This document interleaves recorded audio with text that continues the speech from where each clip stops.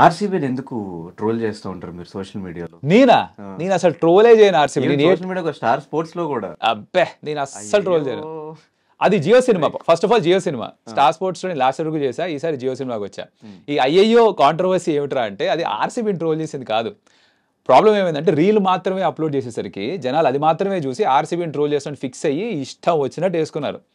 దానికి కథ ఉంది. ఏమిట్రా అంటే ఆ రోజు ఆర్ ఇన్ఫాక్ట్ నేను ఏ రోజు షో చేసినా సరే నేను యూజువల్గా నేను చేసేది ఏంట్రా అంటే ఒక పాటతో స్టార్ట్ చేయడం, ఆ రోజు మ్యాచ్కి సంబంధించిందో లేకపోతే ఆ సిచ్యువేషన్ తగ్గట్టుగానో పాటకి దానిలో మళ్ళీ మాటలు నేనే మార్చేసుకొని క్రికెట్కి సంబంధించి ఏదో పాడుతూ స్టార్ట్ చేస్తా.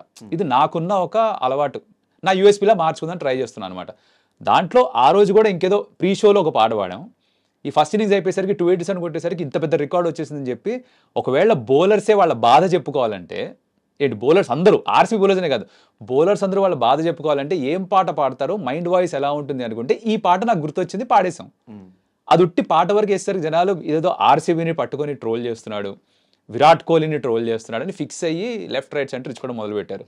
బట్ పాయింట్ ఏంట్రా అంటే అక్కడ బౌలర్ పాయింట్ ఆఫ్ వ్యూ ఏంటి, వాడు ఒకవేళ వాడి ఆవేదన ఒక పాట రూపంలో వ్యక్తపరచాలంటే ఎలా పాడతాడు, ఏం పాడతాడంటే ఆ పాట గుర్తొచ్చింది నాకు.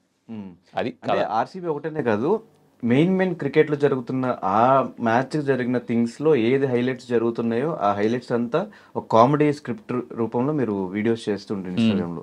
అలా నేను చూసిన ఇంకో వీడియో హార్దిక్ పాండ్యా రోహిత్ శర్మ అటు బౌండరీకి వెళ్ళు అని చెప్పి అటు పరిగెత్తినప్పుడు అట్లాంటి ఒక వీడియో చేస్తారు.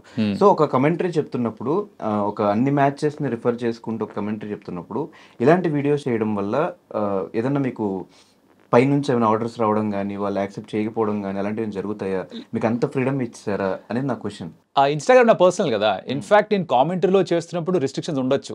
అంటే ఒక పర్టికులర్ టీం గురించి ఎక్కువ చెప్పాలనో లేకపోతే ఈ పర్టికులర్ టాపిక్ గురించి మాట్లాడొద్దనో బహుశా చెప్పొచ్చు ఛానల్ వాళ్ళు. ఇన్స్టాగ్రామ్ నాకు ఎవరు చెప్పేవాళ్ళు లేరు, అది నేను సెన్సర్ చేసుకునేదే. సో అక్కడ నేను చెప్పేది జస్ట్ ఆ కరెంట్ ఇష్యూ ఏదైనా తీసుకొని దాన్ని ఏమన్నా కొంచెం ఫన్నీగా ప్రజెంట్ చేయొచ్చు అని చూసి దాని గురించి మాట్లాడమే తప్ప దాంట్లో పైనుంచి ఇంకెవరైతే చెప్పడం.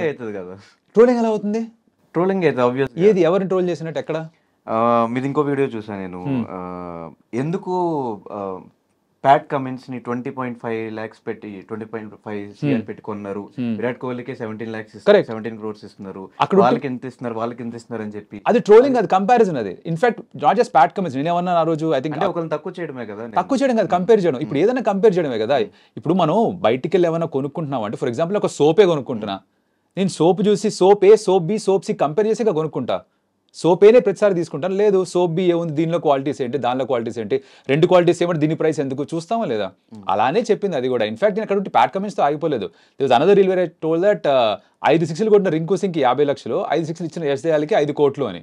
బట్ ఐ సెడ్ అగైన్, ఎప్పుడైనా రీల్ చూస్తే I link it to life saying right place at the right time ఉన్నాడు కాబట్టి బహుశా 5 కోట్లు వచ్చిందేమో అన్న. That's all I said. నేను అది ఎప్పుడు కూడా క్రికెట్ లైఫ్కి క్లోజ్గా తీసుకొచ్చి తీసుకొచ్చి వదిలేస్తా. దాన్ని ట్రోలింగ్ అనుకున్న వాళ్ళు ట్రోలింగ్ అనుకుంటారు, నేను కంపేర్ చేసి వదిలేసేదాన్ని.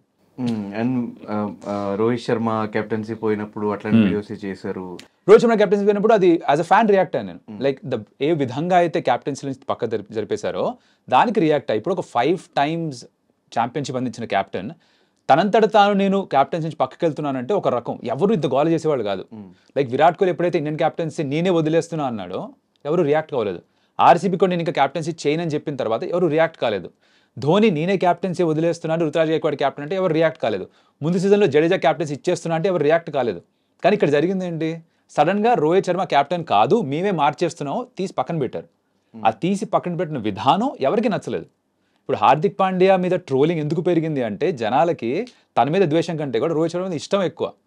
అది ఎందుకు, తను 5 టైటిల్స్ గెలిపించిన క్యాప్టెన్, ఒక రెప్యుటేషన్, ఒక లెగసీ ఉంది.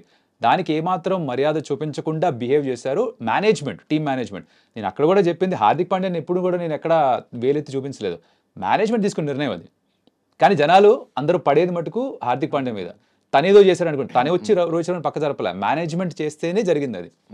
But end of the day Hardik Pandya మీద ఉన్న నెగిటివిటీ, మీకు రోహిత్ శర్మ మీద ఉన్న ఇష్టం, ఇవంతా రిఫరెన్సెస్ అంతా మైండ్లో ఉండి మీరు ముంబైకి కమెంటరీ చెప్పేటప్పుడు ఏదైనా రిఫరెన్సెస్ వల్ల కమెంటరీ పాడే ఛాన్సెస్ ఉన్నాయా? లేదు, కామెంటరీ చేస్తున్నప్పుడు వేరే, రీల్స్ చేస్తున్నప్పుడు వేరే. Because I will come back to reel also.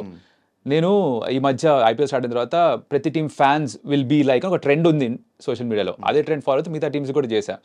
MI team fans ఎలా అయిపోయారంటే ఈ సీజన్ రోహిత్ శర్మ కొట్టాలి, ఎంఐ ఓడిపోవాలి.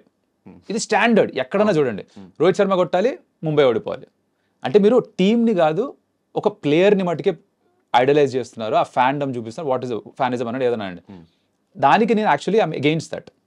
అది నేను సెటారికల్గా జనాలకి చెప్తుంది ఏంటంటే, అంటే అరే మీరు ఇలా ఆలోచిస్తున్నారు, టీమ్ స్పోర్ట్లో టీంని ప్రేమించాల్సింది, ప్లేయర్ తర్వాత వస్తాడని చెప్పే ప్రయత్నం అది. జనాలకి అది అర్థమైన వాళ్ళకి అర్థమైంది. కింద కమెంట్ చూస్తే భయ్య మమ్మల్ని వేసుకుంటున్నావా అని అన్న వాళ్ళు ఉన్నారు. భయ్య ఏంటి వాళ్ళు నేను చెప్పింది నిజం చెప్తున్నా అనుకుని ఫీల్ అయిన వాళ్ళు కూడా ఉన్నారు. So it depends on how you are taking it. కామెంటరీలో మటుకు అది రాదు. బికాస్ కామెంటరీ చేస్తున్నప్పుడు నా సిచ్యువేషన్కి రియాక్ట్ అవుతా, ఆ మ్యాచ్కి రియాక్ట్ అవుతా, అక్కడ జరిగిన దానికే రియాక్ట్ అవుతా. దాంట్లో నేను హార్దిక్ పాండ్యా యాజ్ అ క్యాప్టెన్ని సపోర్ట్ చేయడమే ఉంటుంది కానీ ఒకసారి ఫీల్డ్కి వెళ్ళిన తర్వాత బయట జరిగిన విషయాల గురించి అక్కడ నేను మాట్లాడను. సో మీ సర్కాజం, మీ వెటకారం, ఇవి మీకు పాజిటివ్స్ నెగిటివ్స్? రెండు. ప్రతి విషయంలో కూడా ఏదైనా సరే దానికి రెండు సైడ్స్ ఉంటాయి. కాయిన్కి హెడ్స్ టైల్స్ ఉన్నట్టే వెటకారం కూడా ఉన్నాయి. వెటకారంకి అర్థమైన వాళ్ళకి ఇది వెటకారం తెలుసు. అదే that's a form of humour. నాకు బాగా నచ్చే form of humour is satire. అది మూవీస్లో అయినా, సిరీస్లో అయినా, ఎక్కడైనా ఏ చూసినా సరే నన్ను బాగా అట్రాక్ట్ చేసేది satirical sense of humour. Satire చాలా ఇష్టం నాకు, వెటకారం చాలా ఇష్టం నాకు, వ్యంగ్యం చాలా ఇష్టం నాకు. అది రాతలో అయినా, మాటల్లో అయినా, పాటల్లో అయినా, మూవీస్లో అయినా, ఎక్కడైనా సరే. నా కామెంటరీలో కూడా అదే వస్తుంది. నేను చేసే రీల్స్లో అయినా కూడా ఎక్కువగా అదే వస్తుంది. కానీ దానికి నచ్చిన వాళ్ళు ఉంటారు, నచ్చని వాళ్ళు వీడికి పొగరనుకుంటారు. ఐ నో కొంత సగం మంది పొగరనుకుంటారు, సగం మందికి అర్థమవుతుంది.